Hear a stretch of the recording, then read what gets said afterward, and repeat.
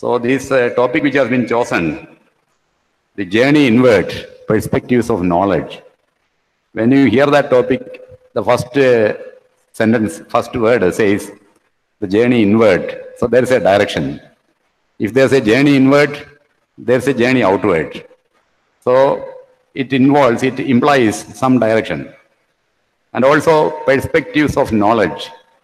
And when we think of the perspectives of knowledge, this journey is, whether inward or outward, is towards acquiring knowledge, and knowledge itself can have different perspectives. What is knowledge?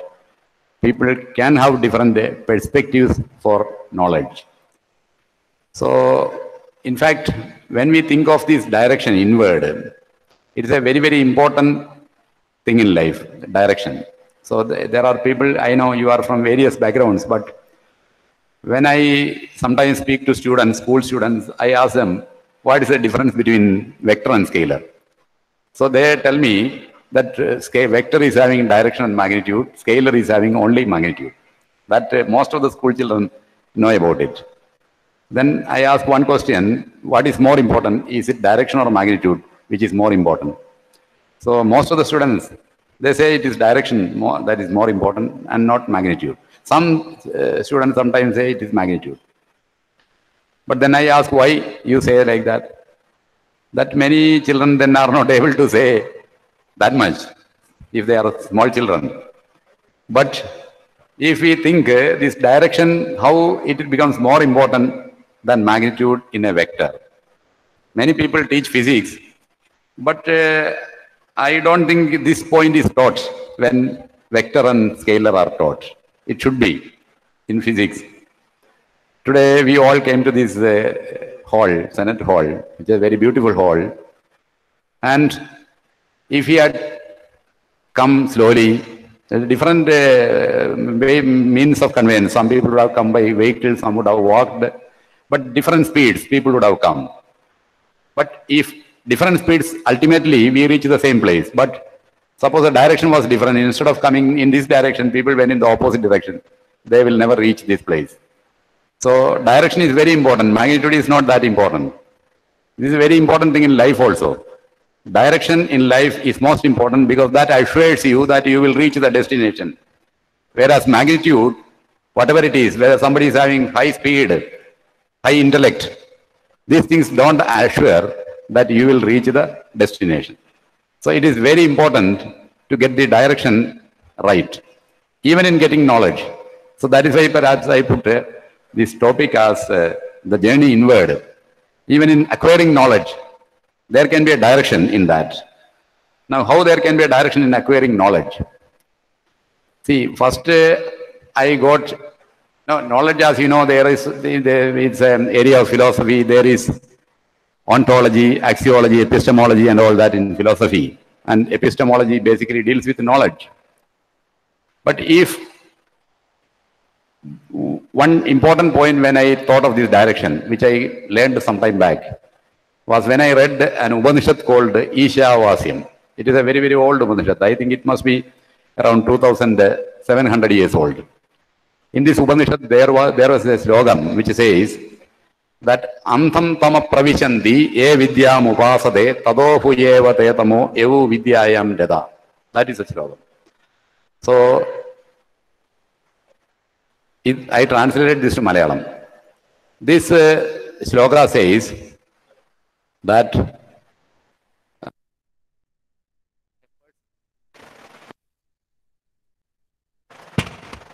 if a person pursues knowledge, avidya, the word used is avidya. If a person pursues avidya, he will get into darkness. Then the next line says, if a person pursues vidya, he will get into greater darkness, not greater light. So that is what it says. A person who pursues avidya will get into darkness, and a person who pursues vidya will get into greater darkness. Now, then later on it says that vidyam cha yastad dvedo bhayam saha avidya mrityum tirtha vidya amradam ashnude. It means A person who pursues both Vidya and Avidya simultaneously together to perfection, using Vidya, he will escape death, and using Avidya, he will escape death, and by the pursuit of Vidya, he will embrace Amrit. That is the meaning. So this is a very, very peculiar kind of concept. If somebody pursues Avidya, he will get into darkness, we all know. But if somebody pursues Vidya, how he gets into greater darkness? So then, what is this Vidya and Avidya? The concepts, what is mentioned there. Avidya is called Aparavidya in that concept, Aparavidya. And Vidya is called Paravidya. Now, what is Paravidya? Para means actually Atma. So, it is something which is more internal than what we call self. We have a concept of self. And self, from the point of self, we move outward to look at the external world. What we are getting is objective knowledge. All sciences, all technologies, everything is trying to look at the world and trying to get knowledge which is objective, which is detached. The question whether in any acquisition of knowledge, actually, knowledge in this Upanishad is represented as having, as we generally understand it. In knowledge, there is a knower, then there is a known, and then there's a process of knowing. There are three things, which is in Sanskrit is called Jnadav, Jnanam, Jnayam. Three things. But the knower, the known, and the process. All the three are there. Now we separate this. We separate this. And the knower, the observer is not there in our knowledge. The process of knowing is also left out. Then we concentrate on the known, what we want to know, and try to learn it. But in the three important components of knowledge, the two components are left out. Only we focus on what we need to learn or know. And then we try to acquire knowledge which we think is objective knowledge. But by leaving out the other two components, some important things are lost. Whenever science is basically reductionist approach in everything, when you reduce things, so much of information is lost. So what is lost in knowledge? When we leave out the knower and the process of knowing and leave only what is, look only at what is known. This generally we don't think about it. So the point about this Paravidya is that from the self, if you look at the knower, the knowledge what you are getting is called Paravidya. And from the self, you look at the known, which is external world. The knowledge what you are getting is called Aparavidya. Aparam means the other, not you. Aparam is all the external world. The knowledge about the external world is Aparavidya. Aparavidya is also called Avidya. And Paravidya is also called Vidya. Now, perhaps you can make sense of that sloga. What it says is that if you are pursuing Avidya, you get into darkness. If you are pursuing the knowledge about the external world, ignoring the knower and the process of known, you are getting only partial knowledge. You are getting Avidya, which is darkness. But if you are on the other side, you take the opposite direction. From the self, that is why I said the journey outward, journey inward.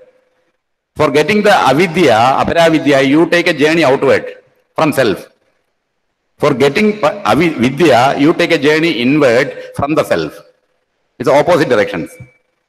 So if you are doing that second part, taking a journey inward from self to whatever is further inside, so that is Vidya. And if somebody is doing only that, he is still getting into darkness. Because the knowledge gets fragmented and he doesn't get a holistic picture. From the self, if you move in both directions, you get a holistic picture and then you get a, that is why it says that if ആർ വിദ്യയോടൊപ്പം അവിദ്യയും കണ്ടറിഞ്ഞിടുന്നുണ്ടവര പ്രകാരം അവിദ്യയാൽ മൃത്യു കടന്ന് വിദ്യാവഴിക്ക് നേടുന്ന അമൃതം സമൃദ്ധം എന്ന് പറയുന്നത്. ആരാണോ വിദ്യയോടൊപ്പം അവിദ്യയും കണ്ടറിയുന്നത് അവര് വിദ്യാവഴിക്ക് നേടുന്നു. അവർ മൃത്യു കടന്ന് അവിദ്യ കൊണ്ട് മൃത്യു കടന്ന് വിദ്യ കൊണ്ട് അമൃതം നേടുന്നു. അപ്പം holistic knowledge, it is saying holistic knowledge. This is precisely the Greeks also had some ideas about this. if you have read about Socrates, he said that Delphi, the oracle of Delphi told that the wisest man in the world is Socrates. And he himself got surprised. Why I am the wisest? I don't know anything. But people, the oracle says I am wisest. Then he started asking people to understand why he is called wisest. At the end of the inquiry, he found that he is the only person who knows that he doesn't know. All the other people think that they know. So he knows that he doesn't know, so he is the wisest. Again, same thing. If you just give the usual meaning of avidya, which is ignorance, and if you give the usual meaning of vidya, which is knowledge, knowledge being very limited, there is this simile that knowledge, if you signify as a circle of light, and you are at the center, and beyond that circle there is darkness. You travel through any of the radius of the circle, and then you will reach the boundary of the circle. Now, assuming that your knowledge is growing and it is becoming a bigger circle later. Now, when your knowledge grows, the area of the circle becomes bigger. That means you have more knowledge. But at the same time, when the knowledge grows, the length of the boundary of ignorance, because the boundary of ignorance and boundary of knowledge is one and the same. The boundary of that circle, which is light, the lighted portion of the circle, which is, mathematics students will know 2 pi r, is exactly the same of the boundary of the darkness surrounding that light. So if light is becoming bigger, if circle is becoming bigger, 2 pi r is becoming bigger, the length of the boundary of knowledge is growing, length of the boundary of ignorance is also equally growing. So the point is that without increasing your ignorance, no pursuit of knowledge is possible. It is essential. Any pursuit of knowledge will increase your ignorance. So this is precisely, those who have studied a little bit of mathematics would understand. There is a theorem called the Gödel's incompleteness theorem, which says in any language there are always some statements. A language is either incomplete or inconsistent. If you try to prove some statements some truths in a language, you will either prove some false statements as true, or you will leave out some statements which are really true. You cannot achieve perfection in getting the truth of every language in one place. So these same kind of paradoxes are encountered whenever you pursue knowledge, in whichever area you are pursuing. So that is, but this Upanishad sloka says that if you pursue outward and inward, then you can try to get a little bit more correct perspective of knowledge, because knowledge has different perspectives. Now, when we pursue knowledge inward, before we pursue knowledge inward, let us see what is outward pursuit of knowledge. Many of you are students of science in physics or engineering or zoology, and this department is zoology is here. So what is human knowledge? What is the status of human knowledge today? There is this article, there is a book written by Carl Sagan, in which he wrote about the dragons of Eden. He wrote in that book about cosmic calendar. What is cosmic calendar? He wrote that, assuming that the universe is 1 year old, the universe is 13.7 billion years old. And you assume that it is 1 year old. And the universe started on 1st of January. And today we are at 12 p.m. on 31st December, 1 year today. 13.7 billion years, translated to 1 year. In that scale, 1 second is 400 years. And 1 week is 250 million years. So when you translate the age of the universe into this scale, what will happen? On 1st of January, the universe is born. On 15th March, our galaxy, Milky Way, is born. On 31st August, our solar system is born. On 5th October, we have these prokaryotic life forms. Zoology people will know. Life forms were cells without a membrane. So prokaryotic forms, bacteria, archaea and all. 5th October. And 5th December, multicellular life forms. Cells with membrane, multicellular, 5th December. And on 12th December, there is, proliferation of life forms, what is known as Cambrian explosion. And there is 17th December, there is fish which start swimming in the oceans. On 25th December, there is Permian extinction, which happened 250 million years ago. Most of the then existing life forms vanished. On 31st December, on 26th December, mammals come. And 27th December, birds come. On 31st December, at 6 a.m. in the morning come apes. On 31st December, 1 hour 36 minutes before 12 p.m. come the human beings, not humans, the ancient type of human beings. 8 minutes to 12 p.m. comes modern human beings. Modern means the distinction is they started speaking. Language came 2 lakh years ago, which is 8 minutes to 12 p.m. on 31st December. Now, again you go forward on 28 seconds to 12 p.m. on 31st December, agriculture starts. 13 seconds to 12 p.m. on 31st December, people start writing. Writing is invented, or people start doing that. And 1 second to 31st December, 1 second to 12 p.m. on 31st December, science and technology evolves. That is the scale. 1 second. All our external knowledge, which we are learning, the so-called avidya or aparavidya, or the journey outward, is what we got in 1 second. So that is the state of knowledge which we are trying to pursue. When we pursue outward, journey outward, and then we, using this process, we think of learning about the world, the universe. Of course, we know a lot of things about the universe. The universe, we can pursue both, again, in both directions. From the level in which we human beings are. We are not micro, neither micro nor macro. We are in the middle. So we may be in the geometric, mean of these two, micro and macro things. So if you are pursuing, going inward, pursuing the universe in one direction to the micro, we get a lot of knowledge. And in the macro, we get much equally more amount of knowledge. But there is a problem. In both directions, we pursue limits. We encounter limits. There are fundamental limits when we pursue micro. The micro world, when you become, when you pursue interatomic particles, you reach the limit of uncertainty. Heisenberg's principle of uncertainty will limit the knowledge which you can observe or measure at a very fundamental level. And beyond which you cannot go further. There are quantum limits which will come. And the smallest, and there are limits to knowledge which will come. If you look at the origin of the universe, which happened 13.7 billion years ago, in the first Planck's time, which is 10 raised to minus 43 seconds. Somebody can imagine that kind of time? 10 raised to minus 43 seconds. 1 billion trillionth of a second is what is called 10 raised to minus 43 seconds.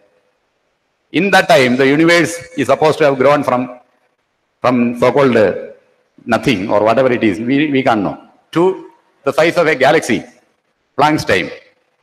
So that kind of time period, micro time period, is beyond our knowledge. No amount of inquiry will take us in that time period, in that micro space occupied by the so-called Planck numbers. Now, Planck's time is Planck density or Planck length. All these times, Planck length, I think, is something like 10 raised to minus 35 meter. So these kind of micro spaces are beyond our reach. There's no way, and you cannot measure, because here is the issue. Why it is happening? And similar thing happens if you go in the opposite direction to the macro dimensions of space. See, we are on Earth here. It's an ordinary planet in the Milky Way galaxy, where we are orbiting around the sun, and sun is an ordinary star of 400 billion stars in the Milky Way. And light takes 8 minutes to travel from sun to Earth, which will take 5 hours to leave our solar system. And we are here, perched here, as one of the in our planet called Earth. And there are 400 billion stars in Milky Way. And if light wants to cross the Milky Way, it will take 50,000 50 lakh years. Sorry, 50,000 years. Milky Way's diameter is 1 lakh years. So therefore, if light wants to cross the Milky Way, it will take 50,000 years. Light can cross our solar system in 5 hours. The same light will take 50,000 years to go beyond the Milky Way galaxy. But then we are in the local, and see, and what kind of masses? See, our Earth, 10 million Earth, sorry, 1 million Earth can be put into the sun. That is the size of sun. 10 lakh Earths can go into the sun. That much size sun has. And 4 million suns are there in terms of mass in the black hole, which is at the center of the Milky Way. There are 400 billion stars in Milky Way. In the center of the Milky Way, there is a black hole, which is having a mass of 4 million suns. 40 lakh suns are in one place and at the center of the Milky Way. So then it doesn't end in we are in a local cluster. At least there are 35 galaxies.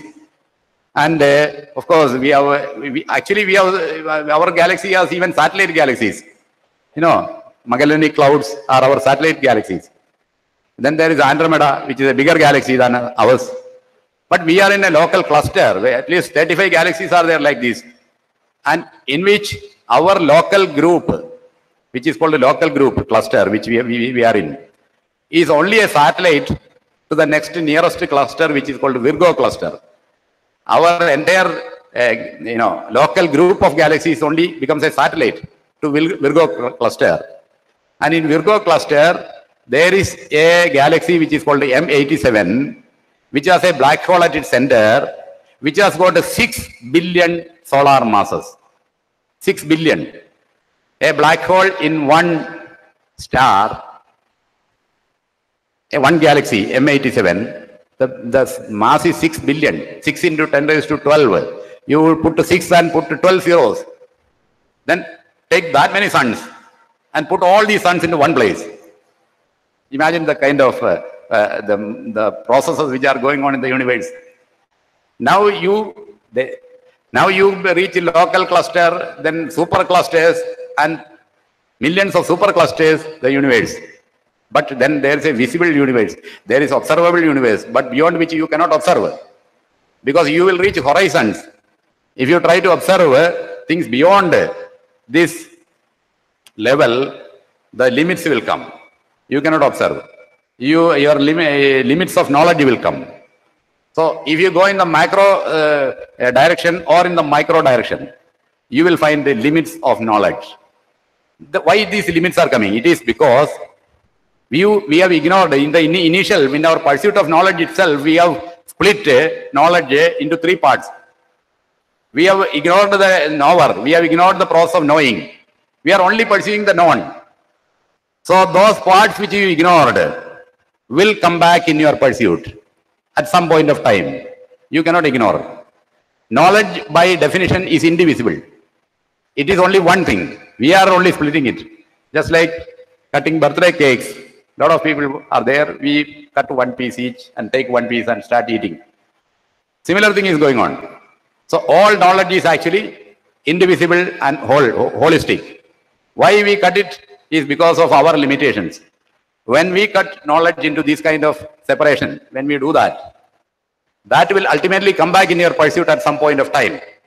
That is why when you go into micro dimensions, observer is coming. That is why in the Heisenberg principle, observer and its limitations are coming. In the quantum theory, observer is coming back and things become probabilistic.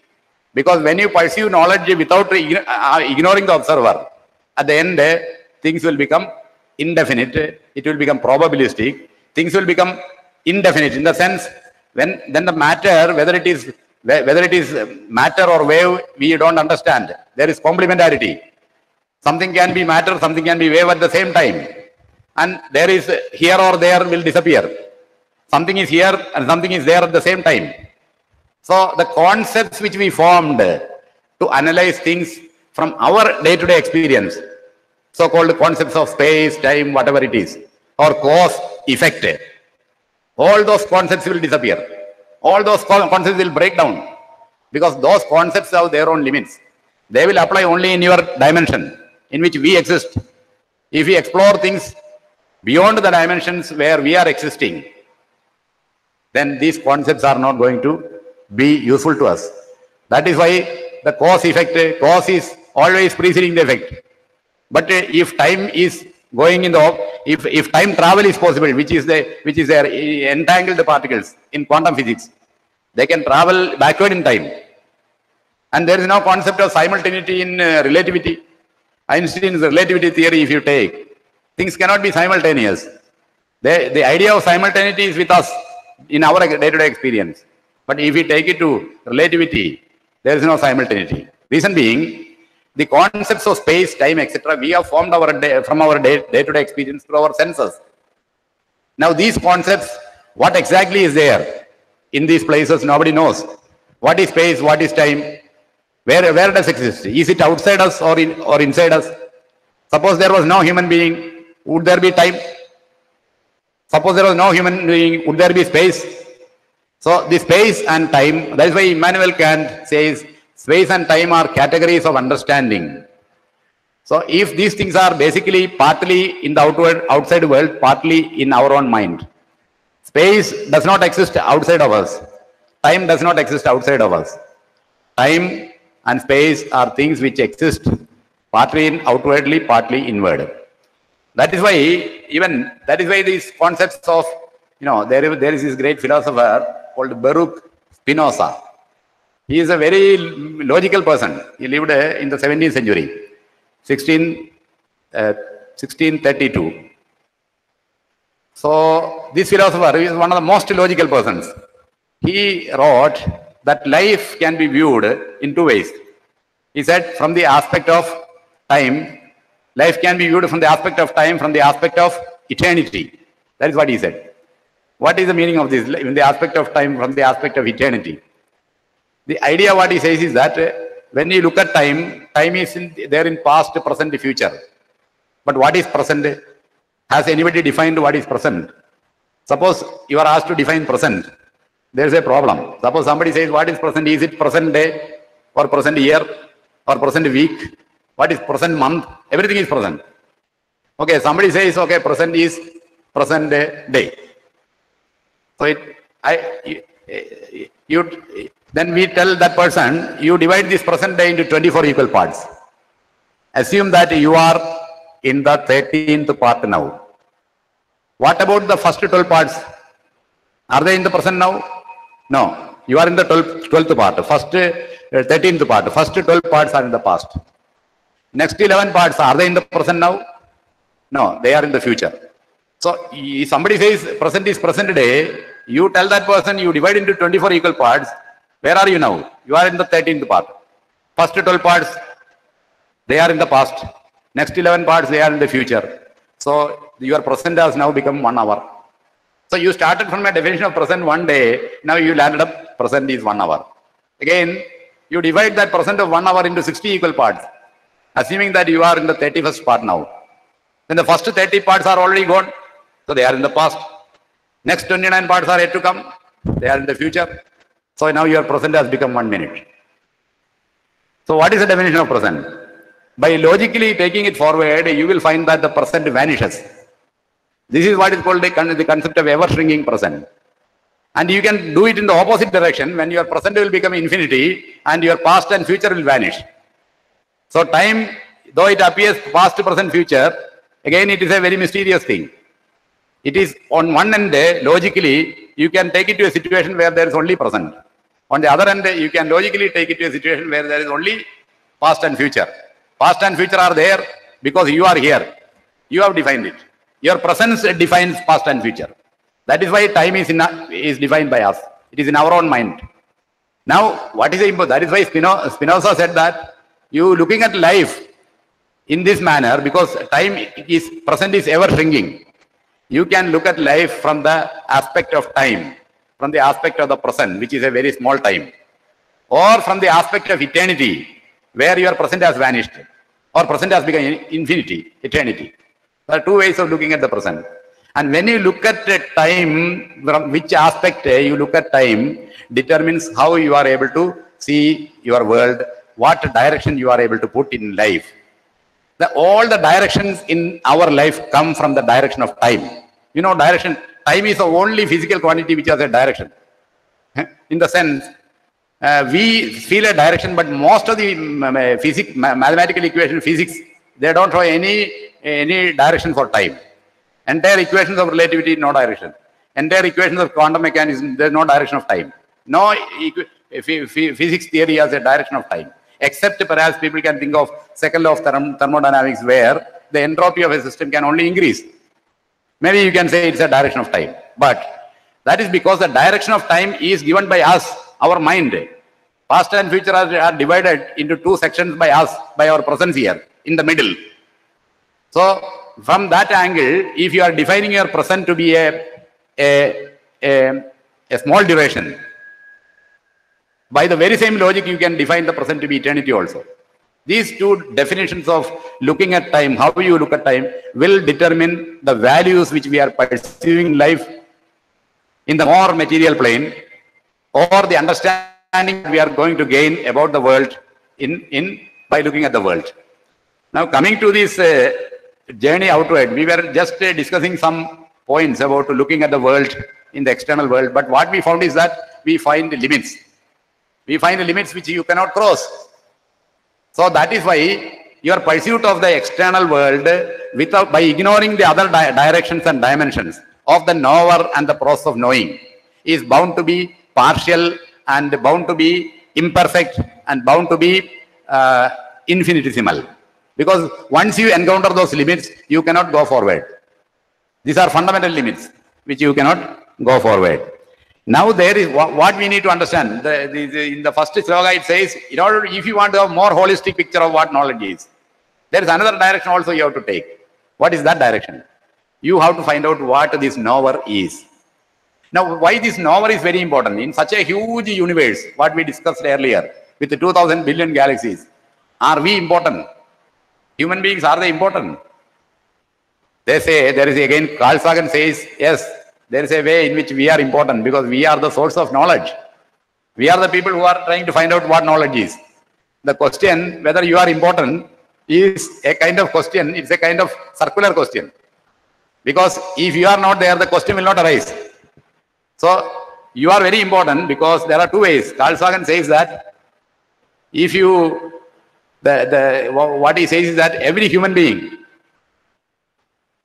for that human being to be born, one star should have been born earlier, the star should have lived through its entire course, and the star should have died. And from that remnants of that star, only human beings arise. Because as you know, the entire original universe in the beginning had no matter, then hydrogen came or atoms came. But then we are composed of carbon, nitrogen, various kinds of atoms, oxygen, hydrogen, everything is there in our body. And none of these atoms can be formed only in the crucibles of the star. It cannot be cooked in one of the stove or anything.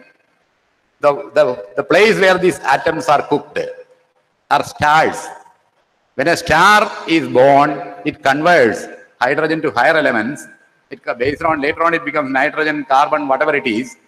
And these elements are there, each of the 300 crore cells of our body consist of all these atoms. So therefore we are special, because for a human being to be born, a star should have born and died. So that is a significance of a creativity of the human creation. That is why humans are knowledge. Knowledge comes only through human mind.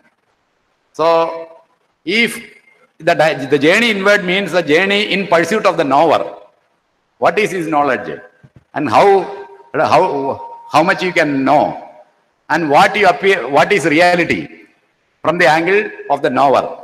What you are seeing as reality when you pursue the external world, is it real? Is it real? Or is it somehow connected to the knower and the process of knowing? This is physics also will tell you the same thing. Today, just now, I find that there's a mic in front of me. There's a mic which is black. How do I see this? Because light is coming from somewhere and falling here and going into my eyes, and then it is traveling through some optic nerve and finally reaching my brain, which is showing me a picture of black mic. That is what physics says. Now the problem is that we know that we are seeing it by visible spectrum of light from 400 to 700 nanometer. If you take light above 700 nanometer, it is infrared. If you take light below 400 nanometer, it is ultraviolet. So my eyes are sensitive to visible spectrum. So suppose my eyes are sensitive to ultraviolet spectrum or infrared. Will I see this mic like this? Is there any guarantee? Or suppose my eyes are configured in a different way. Will I see the same what exactly I am seeing? My eyes are constructed in a different way. All human beings in the world, their eyes are constructed in a different way. Suppose there is one more, some membrane, which is say blue. Everybody will see the color differently. And suppose the brains are constructed in a different way. It is now the neural structure of our brain is changed. And when I look at the mic, the neural structure shows it as a big object in my head, not like the small one. So I will see it big. Everybody will see it big. Everybody will see it big. Actually, when I say it is black, there is no proof that another person who says it is black is seeing the same thing what I am seeing. Because it is only convention. When a child is born, he is told, okay, this is black. He is seeing something. So he defines it as black. So whenever he may be seeing something else. But whenever he sees that thing, he will say it is black. Both of us will agree, but there is no guarantee that it is both are seeing the same thing. So our perceptions of the external world, which if you look at it in this manner, you will find that it is all intrinsically and perfectly connected to our own process of knowing. The knower is there. Every knowledge what we are acquiring, the knower and the process of knowing is built in. That is why if you are looking only at the external world and ignoring the other two aspects, that Sloka says that what you are seeing is only you are losing. What you are seeing is darkness. But if you are pursuing the internal world, again there is another world pursued, internal world. These Upanishads are pursuing that internal world scientifically. They are trying to look at, okay, from the self you go inward, only to the knower. You ignore all the external world. There is no external world. Only you are there. You are the self and then the knower. Then you look into your knower and look at the activity of knowing. What you will find.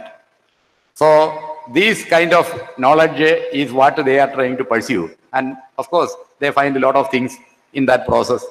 They find a lot of things in various findings. For example, one finding which they are doing is that, no, ultimately the innermost self, what they are finding is Atma. There is some reality called Atma. It is neither matter, just like when we go into the micro world, we find complementarity and indefinable items like, matter or wave, etc. That entity, whatever it is, we don't know what it is. Ultimately, in an electron, which is a matter or wave, we don't know. We represent it by an equation called the Dirac's equation for the electron. You solve the Schrodinger's wave equation, you will get an equation for representing electron called Dirac's equation for electron, which I did long time back. So this is a very complicated equation of a partial differential equation which you are solving to get a representation of an electron. Now, an electron we are pursuing, it is a matter particle, and sometimes we call it a wave. Okay, and then finally we represent it in our head as an equation. And what is an equation? It is a mathematical equation. And entire mathematics is an imagination of the human mind. It has nothing. Mathematics need not necessarily get connected to external world. Only thing is that people say there is an unreasonable effectiveness of mathematics in connecting it to the external world. But it is not necessary. So mathematics by definition is only an imagination of the human mind. So when you say that, when you search for electron, when you search for it is a matter particle in the external world. You search for it, you find it matter, then finally you find it wave. At the end you find it as an equation, which is an imagination in your head. So where is this electron? Is it outside or in your head? Every object, every material object is ultimately that whatever which exists in space time is partly in our head also, because space time conceptually is an interactive process between the knower and the known. It is not something objective outside the knower. So the point is that the knower is a very, very significant component of all knowing. Realization of this is very important. That is why the journey inward will start at that point. So they will say, if you look at it into the Upanishads will say, if you look into the knower, you will find the outward, they put it layer structure. Outwardly, you will find Annamaya Kosha. That is what they say. Annam, matter, pure matter. Then you will find Pranamayam, which is air. And then you will find Manomayam, Manasa, the logic. Then if you go inside, you will find another layer, which is called Vijnanamayam, knowledge. And then the innermost core, you will find another layer, which is called Anandamayam. So there are 5 layers which they are describing, if you are looking into the inner self. And then there is this distinction between when you reach, if according to them, if you go inward and reach the innermost core, you can experience a situation where this distinction between knowledge, knower and knowing will vanish, which they call tribudi. The word tribudi means when you see the process of knowing as 3 independent separate things, knower, knowing and known, that is called tribudi. Now we know that knowledge is not separate like that. How do you integrate this knowledge? So you can integrate this knowledge by knowing about the knower and both, and also the known, both, all the thing together. That is why they are saying that both journeys, inward and outward, you simultaneously undertake. Then you will reach a situation where you will learn Amritam. You will earn Amritam or Anandam or whatever it is. So the point is that Tribudi Mudinja, that is why Tribhuvana Sima Kadannu Thingivingam Tribudi Mudinja. Enana Srinarayana Guru, he has written a slogam about this. The 3 worlds which we occupy. The 3 worlds is basically human experience. Those 3 worlds, like the Jagrat, the time where we are awake, and then dream, Swapna, and the third is Sushupti, sleep. These 3 are represented as 3 worlds. So human beings have all these 3 worlds. So suppose when we search for self, I, where is it residing? We always keep on saying I, whenever we are awake. So we think that I is, when we are awake, we have I. We don't use, no sleeping person ever says I. Does it mean that there is no I in that person? I means not EYE, but I, capital I, self. So does it mean that there is no self in that sleeping person? But he will get up and he will start again saying I. So where was his self when he was sleeping? So the point is that though we say self when we are awake, actually these Upanishads say that the self is manifested more when you are sleeping. Because when you are awake, lot of external world is coming into you through your senses. And basically your self is in a distracted mode. It is interacting with the external world. When it is interacting continuously with the external world, whatever images which are coming from the external world through the senses into the mind, then your self is not pure. Your self is in the interaction mode. So when somebody is awake, he has a self, but that self is not the pure self. That very same person goes into a dream state. What is the situation? At that time also there is a self. But that self is seeing some dreams, some images. Where from these dreams are coming? Again, that self is interacting with the experiences which were stored in the brain. Again, that self is not pure. But when that person is in deep sleep, the entire external world is cut off. There is no world. No sensation, no senses, nothing is coming from into the self, from the outside world. So when that person is in deep sleep, what in that person is pure self or Atma. So that is the greatest reality which we can achieve about the knower. This is what the Upanishad says. Not when we are awake and discussing like this. We are in the most impure or the most distant shape when we are in the Jagrat. But then they are talking about one more state. We are accustomed only with the three states. What is this? This awake state, dream state and sleeping state. But they are saying there is one more state possible for human beings. It is purely scientific. It is not that this state, anybody following a certain procedure can reach that state. What is that procedure? What the procedure according to them is, see, it is just like you imagine when you go, when you go to sleep. We are awake now, we are going to sleep. What do? One by one our senses get cut off. You close your eyes, you don't see anything. Then your ear, you can't hear anything. Then if somebody touches you, you will not understand. So one by one, all the five senses get cut off. That is first thing that happens.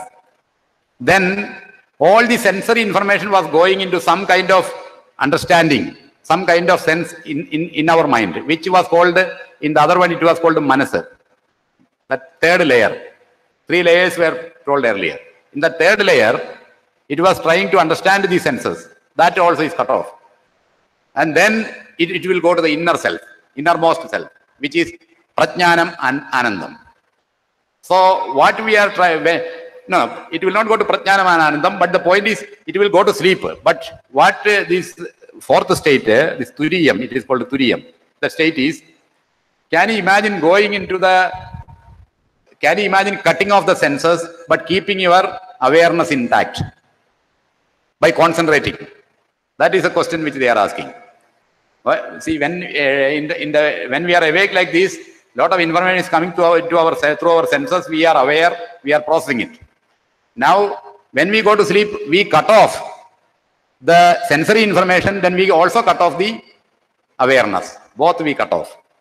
Is it possible to cut off the sensory information, keeping your awareness intact? This is a question they are asking. So, how is it possible? By concentration. You concentrate on something, then somebody calls you, you may not hear. You have cut off the ears. You have cut one sense. You are concentrating very sharply, you are thinking very, very intently on something, then somebody may be passing there, you may not see. You have succeeded in cutting off your sight. But your awareness is still there. Your concentration is very good. So you are thinking concentrating so much that you can cut off your senses. So there are ways of cutting off your senses, not just by going to sleep. Sleep is one way, there is another way. The other way is you concentrate. When you concentrate, by extreme concentration, you can reach a state where you cut off all your senses, exactly like when you are in a sleep. But at the same time, your awareness is heightened now. Normally, when you go to sleep, it is again in the opposite direction. Your senses are cut off, but your awareness is cut off. Everything is gone. But now you reach a situation where your senses are cut off, but your awareness becomes 100 times. Because the entire brain which was dealing with those sensory information is now only focusing on awareness. It is concentrated in awareness. It is that concentrated awareness state which they call Turiyam. That is a state which they call Anandamayam, that innermost self. So that is a self, that is a pure self which they call Atma. So there is some such a inward journey possible, a journey into the knower. That is what these Upanishads are telling as a matter of science. Maybe this may be in the domain of philosophy, but still this is a kind of knowledge which people have tried to acquire, a kind of pursuit, journey which people have undertaken for many centuries with a certain scientific kind of results. So what today I wanted to tell you during my lecture is that looking at knowledge, there are various ways of looking at knowledge, understanding. And when this is kind of a little bit of metaphysics, what I'm saying. When physics is just, you cut off your knower, cut off the process of knowing, you look at the external world, try to find out what it is. That is physics. But then you start adding what you cut off earlier. Okay, you do that in the beginning. Do that. But at the end, having done your process, now you start adding what you cut off. What you initially cut off, the novel, the process, you add there. Then your knowledge becomes holistic. And then the knowledge becomes indivisible. And such indivisible knowledge is true knowledge. And that is what the original Upanishad sloka said, that if you are pursuing avidya, you enter greater darkness. If you are traveling only outward, you enter, not greater darkness, you enter darkness. If you are pursuing vidya, you are traveling only inward, you enter greater darkness. But if you are traveling both outward and inward, you have a perspective of both, then you get Amrit. So that is the concept I wanted to put today in my lecture. Thank you for your patient listening. I know it must have been very arduous to listen to these kind of topics. But I would like to thank you for your patience and listening and wish you all the best.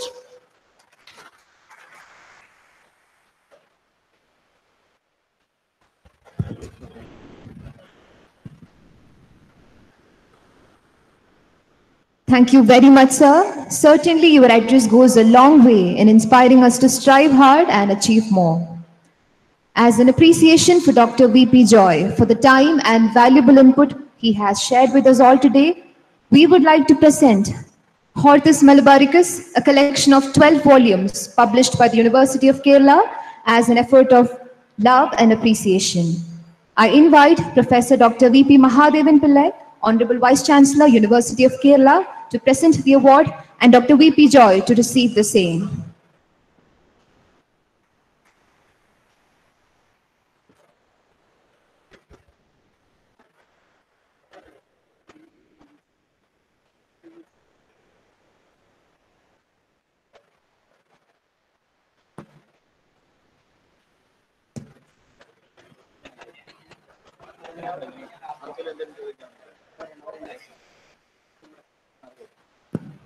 As a token of love and appreciation, we have a memento for you, sir. I invite Dr. P.P. Ajay Kumar, Honorable Pro Vice Chancellor, University of Kerala, to present the award, and Dr. V.P. Joy to receive the same.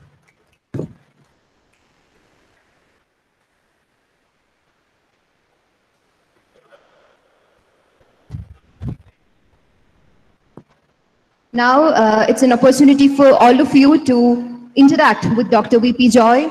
If you would like to put forth any question, you may now please use this platform and opportunity to do the same.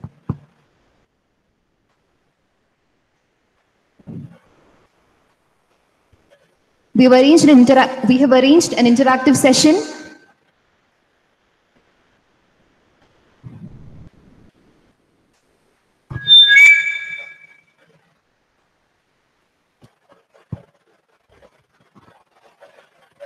Thank you so much, sir, for your enlightening lecture, because it was really philosophical. I'm a faculty from philosophy, so it was really a joy enjoying your lecture. So thank you so much, sir.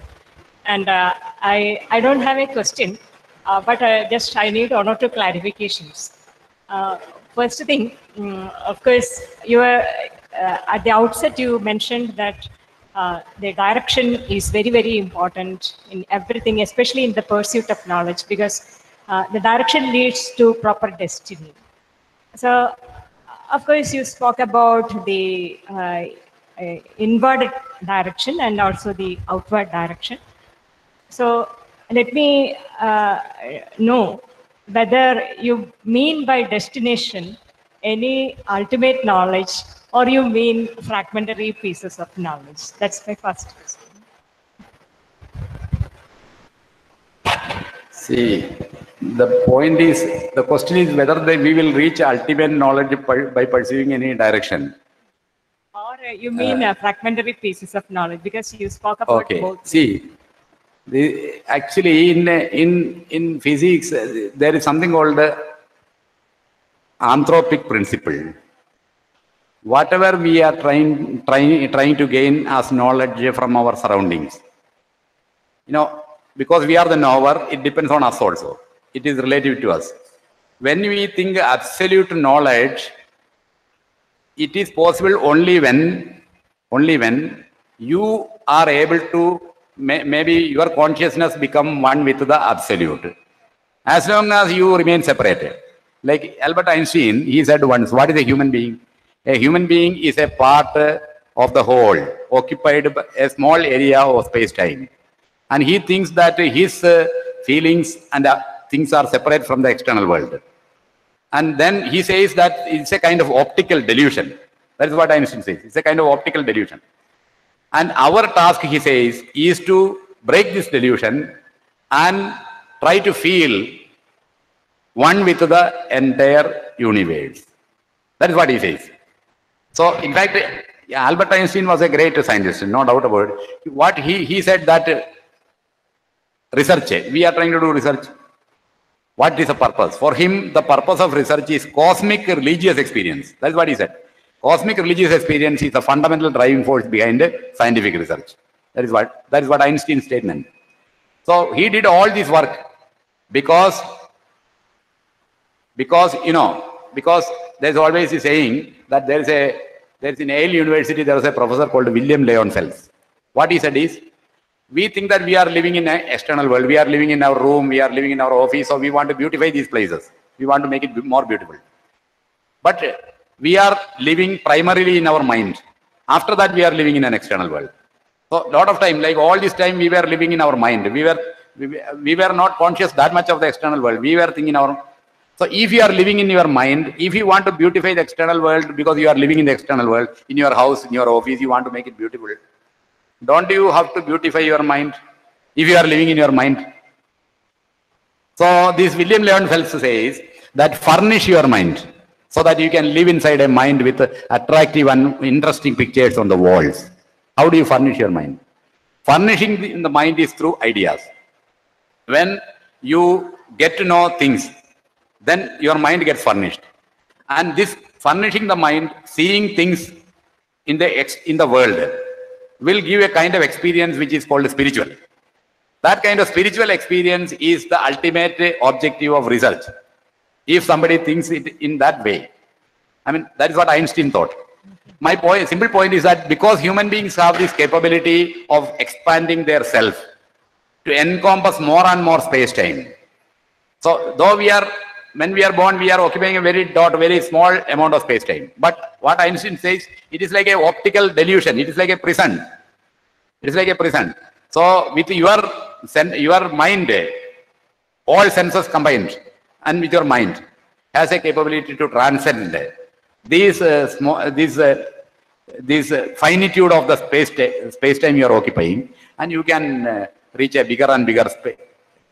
But the entire, when you say you encompass the universe is fully, it cannot come in your mind. It is not possible. But you can see more and more. There is a possibility of seeing more and more. So seeing more and more is a great experience. It is a cosmic spiritual experience.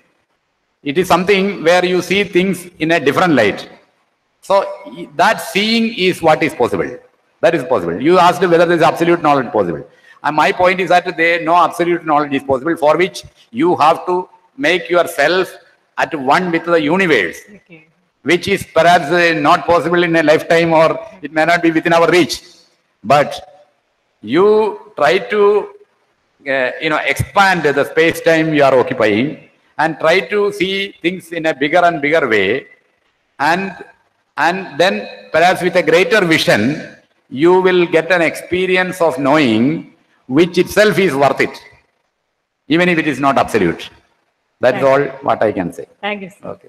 Sir, one more point. It's very beautiful that you brought Kant, Immanuel Kant, because Kant, of course, while speaking about space and time, he beautifully mentions the role of this Neuer and the way in which he presents transcendental schemata of time and synthetic unity of perception adds to that, because finally he says, it is understanding that maketh nature. That was a great revolution in epistemology, not only among philosophers, but maybe the scientists of that time also. Right. So it was really wonderful. If you see, this Immanuel Kant was acquainted with the Upanishads.